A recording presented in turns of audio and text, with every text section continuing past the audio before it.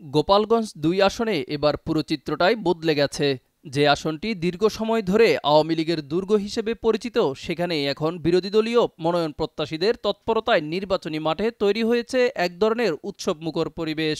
BNP, Jamaat Islami ও ইসলামী আন্দোলন সহ বেশ কয়েকটি দলের প্রার্থী প্রতিনিয়ত ছুটে বেড়াচ্ছেন ইউনিয়ন থেকে পৌরসভা, গ্রাম থেকে হাটবাজারে। উন্নয়নের প্রতিশ্রুতি, দলের বার্তা আর ভোটের হিসাব নিয়ে মানুষের দোরগোড়ায় হাজির হচ্ছেন তারা। বহু বছর পর বিএনপি ও ইসলামপন্থী দলগুলো এই এলাকায় আবারও দৃশ্যমান হয়েছে। যেসব মাঠে এতদিন কোনো মিছিল মিটিংয়ে বিএনপি বা জামায়াতের নাম উচ্চারিত হতো না, সেখানে এখন নিয়মিত কর্মসূচি করছে তারা। জামায়াত তো ইতিমধ্যেই প্রার্থীও ঘোষণা করেছে, সাবেক জেলা আমির অ্যাডভোকেট আজমল হোসেন সর্দার।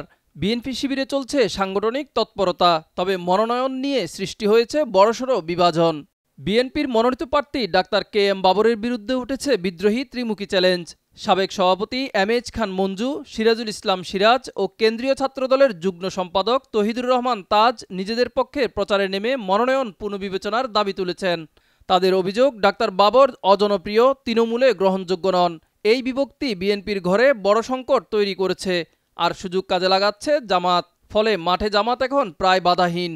মোট ৩,৯১,০০০-এর বেশি ভোটারের এই আসনে বর্তমানে সক্রিয় রয়েছেন ইসলামী আন্দোলন, খেলাফত মজলিস, গণফোরাম, জাকের পার্টি ও গণ অধিকার পরিষদ সহ বেশ কয়েকটি দলের প্রার্থী। সবাই গ্রামে গ্রামে গণসংযোগ চালাচ্ছেন। মনোনীত প্রার্থী ডাক্তার বাবর বলছেন, ১৭ বছর ধরে মাঠে থাকার পুরস্কার হিসেবে তারেক রহমান তাকে মূল্যায়ন করেছেন এবং এবার তিনি মডেল আসন উপহার দিতে চান। অন্যদিকে জামায়াত প্রার্থী আজমল হোসেন দাবি করছেন, আল্লাহর আইন ও সৎ নেতৃত্বই মানুষের ভাগ্য পরিবর্তন করতে পারে। এদিকে বিদ্রোহী প্রার্থীরা বলছেন, তালিকা পরিবর্তনের সুযোগ আছে এবং অজনপ্রিয় প্রার্থীকে মনোনয়ন দিলে ধানের শীষ জয়ী হবে না। সব মিলিয়ে বহু বছর পর গোপালগঞ্জ ২ আসন জমে উঠেছে নির্বাচনী লড়াই।